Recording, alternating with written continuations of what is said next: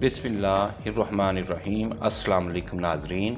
आज इस वीडियो में हम भारतीय जासूस कुलभूषण यादव के मुकदमा और इस मुकदमा के मतलब सदर पाकिस्तान के जारी करदा एक आर्डीनेंस के ऊपर मुख्तसर सी बात करेंगे।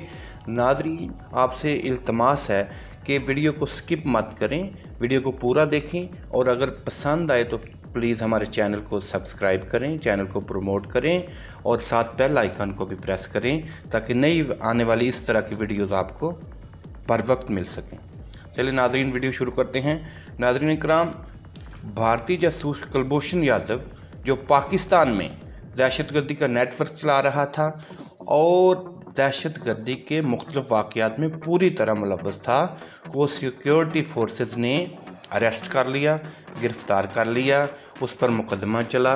मिलिट्री कोर्ट ने उसे गुनहगार गर्दाना और उसे सज़ाए मौत अता की। इस मिलिट्री कोर्ट के फ़ैसला के ख़िलाफ़ भारत ने इंटरनेशनल कोर्ट ऑफ जस्टिस में एक अपील दायर कर दी। इस अपील की हेयरिंग हुई पिछले साल और जब हेयरिंग हुई तो फाइनली इसको एक judgment International court of Justice ने पास की और इस जजमेंट की रूह से कुलभूषण यादव जासूस जो है इसको काउंसलर एक्सेस और राइट ऑफ रिव्यू फराहम करने की हदायत फरमाई। अब नाज़रीन इकराम, पाकिस्तान के कानून के मुताबिक मिलिट्री कोर्ट के फ़ैसला के ख़िलाफ़ नज़रसानी पटिशन या राइट ऑफ रिव्यू की कोई गुंजाइश नहीं। ताहम इंसाफ के तकाज़ों को पूरा करने के लिए सदर पाकिस्तान जनाब आरिफ अलवी साहब ने मोरखा 21 मई 2021 को एक आर्डीनेंस जारी किया और इस आर्डीनेंस को आज हम इसको थोड़ा सा समझते हैं, इसको पढ़ते हैं और देखते हैं कि इसमें किस किस्म की राइट्स हैं जो कुलभूषण यादव और दीगर कोई फॉरेनर जो नेशनल्स इधर पकड़े जाते हैं किसी भी इशू में, उनके लिए क्या मतलब है राइट्स जो हैं वो इस आर्डीनेंस के तहत स्पेशल आर्डीनेंस जारी किया गया है। इस आर्डीनेंस के तहत क्या क्या राइट्स हैं जो इनको ग्रांट किए गए हैं, दिए गए हैं, इसको हम देख लेते हैं। नाज़रीन इकराम, देखते हैं। चलें, आपके स्क्रीन्स पर वही आर्डीनेंस जो 29 मई 2020 को सदर पाकिस्तान ने जारी किया वो मौजूद है, इसको पढ़ते हैं। एन आर्डीनेंस, ये एक आर्डीनेंस है to provide for the right of review and reconsideration, जो मुहैया करता है राइट ऑफ रिव्यू, नज़रसानी का हक, एंड रिकन्सिडरेशन और दोबारा जायज़े का हक, इन गिविंग इफेक्ट अमल दरामद के तौर पर to the judgment of the international court of Justice. अब इंटरनेशनल कोर्ट ऑफ जस्टिस के हुक्म के कंप्लायंस में ये आर्डीनेंस जो है ये इशू किया गया है for provision of right of review and reconsideration.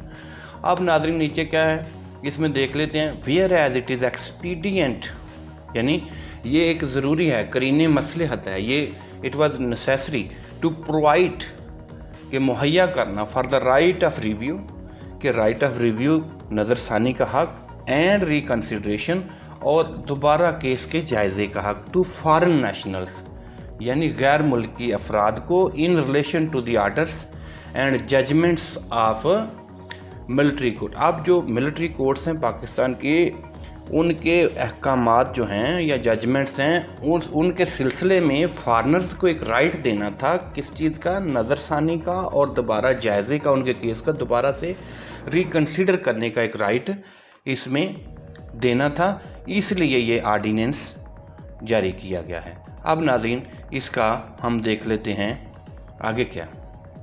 इसमें सेकंड पेज पे हम चले गए हैं।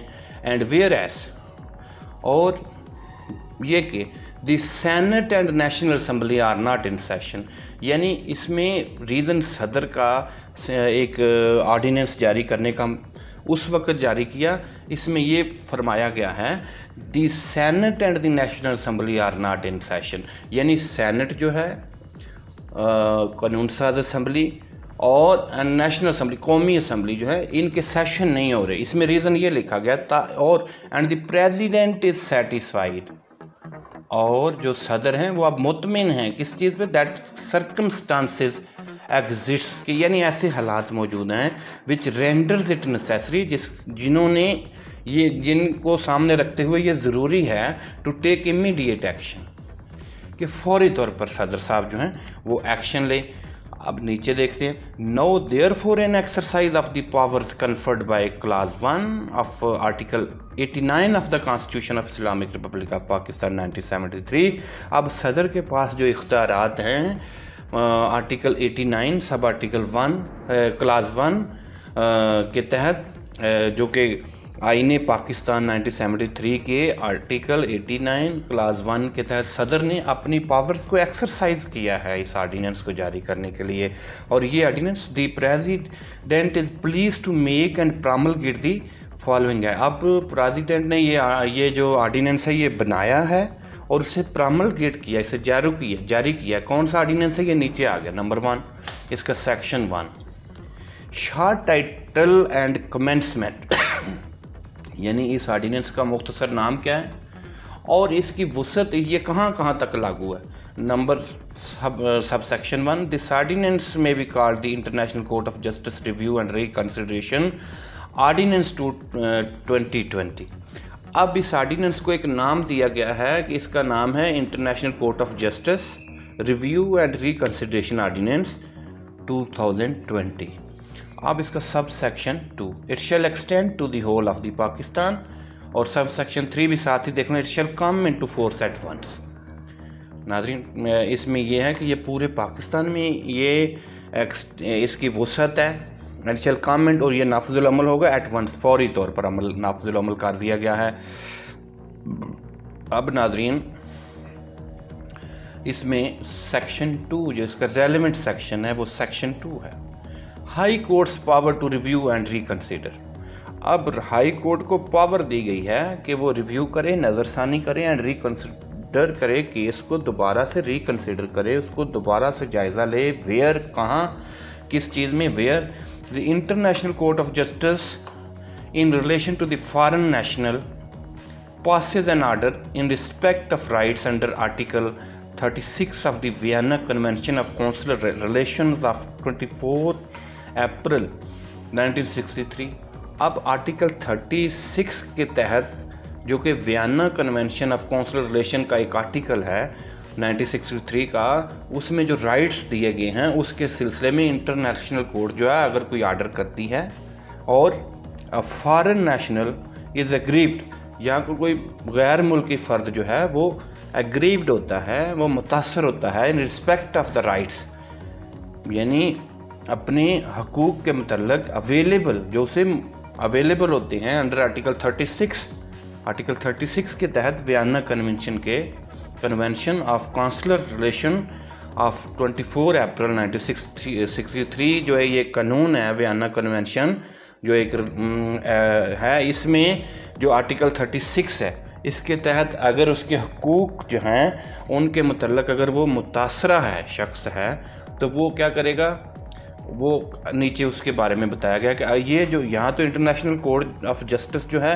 उसने किसी गैर मुल्की फ़र्द के हकूक़ जो कि वियना कन्वेंशन के आर्टिकल 36 में बयान किए गए हैं या कोई फॉरेनर जो है या कोई जो गैर मुल्की फ़र्द है वो गैर मुतासरा फ़र्द है अपने हकूक़ के मतलब, तो क्या करेगा वो, सच फॉरेन नेशनल ऐसा गैर मुल्की फ़र्द ईदर हिमसेल्फ या तो खुद और थ्रू हिज ऑथोराइज्ड रिप्रेजेंटेटिव या फिर अपने मजाज नुमाइंदा के ज़रिए और थ्रू अ कौंसलर ऑफिसर या कौंसलर ऑफिसर के ज़रिए of a mission of his country, अपने मुल्क के मिशन के कौंसलर ऑफिसर के ज़रिए वो क्या करेगा, मे यानी शैल नहीं है, मे फाइल कर सकता है, मे फाइल अ पिटीशन, एक पिटीशन कर सकता है before high court for review and reconsideration, high court के सामने फॉर रिव्यू के लिए, नज़रसानी के लिए एंड रिकंसिडरेशन के लिए, यानी दोबारा जायजे के लिए अपने केस के दोबारा जायज़ा लिया जाए कि नीचे वाली कोर्ट ने इसमें कोई इन अकॉर्डेंस विद लॉ किया है या कुछ गलतियां रह गई हैं इन टर्म्स ऑफ सेक्शन 3 के पेश नज़र, जो इसमें टर्म्स हैं सेक्शन 3 के पेश नज़र। With regard to an order of conviction और sentence of a military court operating under the Pakistan army act 1952। अब वो रिव्यू किस ऑर्डर के ख़िलाफ़ पास दायर कर सकता है या रिकन्सिडरेशन के लिए हाई कोर्ट के पास कैसे पिटीशन को दायर करेगा, वो उन ऑर्डर्स के ख़िलाफ़ जो सज़ा के अहकामात मिलिट्री कोर्ट जो ऑपरेट कर रही हो पाकिस्तान आर्मी एक्ट 1952 के तहत जो ऑपरेट कर रही है मिलिट्री कोर्ट, उसके हुक्म के ख़िलाफ़ वो रिव्यू दायर कर सकता है। उसकी आगे एक्सप्लेनेशन हाई कोर्ट की दी गई है नाजरीन। एक्सप्लेनेशन ये आपकी स्क्रीन पे मौजूद है। हाई कोर्ट मीन्स कि हाई कोर्ट से मुराद ये हाई कोर्ट कोई भी हाई कोर्ट है established under articles 175 of the constitution of Pakistan 1973। अब हाई कोर्ट से मुराद वो हाई कोर्ट है जो इस्टेब्लिश की गई है आर्टिकल 175 यानी 175 आइन के आर्टिकल 175 के तहत जो कॉन्स्टिट्यूट की गई है within the limits of whose territorial jurisdiction और फॉरेन नेशनल इज कन्फाइंड, यानी जिसकी टेरिटोरियल जुरिस्डिक्शन के अंदर वो फॉरेन नेशनल या गैर मुल्की फ़र्द जो है वो कन्फाइंड है, जिसको उधर जेल में है, तो वो उसी जिस जेल में होगा वहाँ की मुतल्लिका हाई कोर्ट की जो उसके पास इख्तियार हैं कि उधर जाके रिव्यू फाइल कर सकता है गैर मुल्की फ़र्द। अब नाज़रीन इसका सब सेक्शन 2 है of section 2, the petition for review and reconsideration में be filed within 60 days of. अब जो रिव्यू की पिटीशन है वो 60 दिन के अंदर अंदर रिव्यू की या रिकन्सिडरेशन की जो पिटीशन है वो 60 दिन के अंदर अंदर उसने फाइल करनी है। कब से? द प्रोमलगेशन ऑफ दिस ऑर्डिनेंस, यानी इस ऑर्डिनेंस के जारी होने से 60 दिन के अंदर अंदर against the order of the military courts. अब मिलिट्री कोर्ट्स के ऑर्डर्स के ख़िलाफ़ जो है वो जब से ये ऑर्डर जारी किया सदर साहब ने तब से 60 दिन के अंदर अंदर इसने रिव्यू दायर करना। नीचे जो इसमें क्लास बी है, the order of the military court specified in the, अब 60 दिन के अंदर या तो जब से ये क्या कहते हैं सदर ने ये नाफिज किया है, ये जारी किया है ऑर्डिनेंस, तब से 60 दिन के अंदर, या मिलिट्री कोर्ट ने जब फैसला किया तब से 60 दिन के अंदर। लेकिन जब ये प्रोमलगेट हो गया उसके बाद अगर कोई मिलिट्री कोर्ट फैसला करती है तब से वो 60 दिन के उस फैसले से उसकी लिमिटेशन स्टार्ट होगी। इसमें ये क्लास बी में बताया गया है। अब नाजरीन इसमें हम इसका जो 3rd पेज है उस पर चले जाते हैं, ये फाइनल पेज है इसका। अब जब उसके सामने हाई कोर्ट के सामने कोई भी बंदा रिव्यू की पिटीशन दायर कर देता है या रिकन्सिडरेशन के लिए चला जाता है तो उसका इस ऑर्डिनेंस का सेक्शन 3 क्या कहता है? The disposal of the petitions for review and reconsideration. अब उसकी जो पिटीशन है उनका डिस्पोजल कैसे करेगा, उसका प्रोसीजर लिखा हुआ है।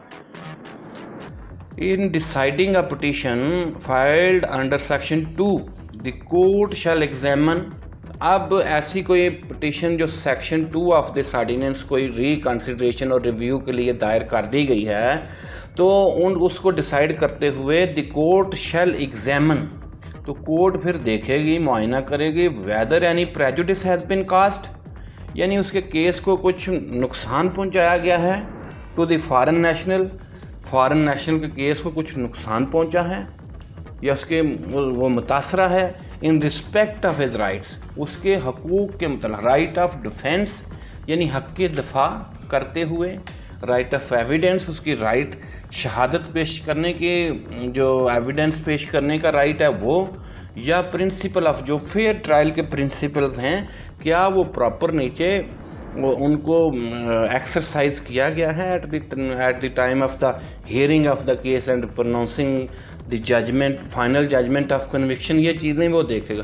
Due to denial of consular access, यानी उसको अगर कौंसलर एक्सेस डिनाइल किया गया है, उसको कौंसलर रसाई नहीं दी गई according to the Vienna convention on consular relations of 24 April 19, यानी वियना कन्वेंशन के मुताबिक इसको कौंसलर एक्सेस या कौंसलर रसाई के मुतल्लिक इसके केस को ये चीज़ें वो हाई कोर्ट देखेगी। अब नीचे क्या है, सेक्शन इसका 4 है।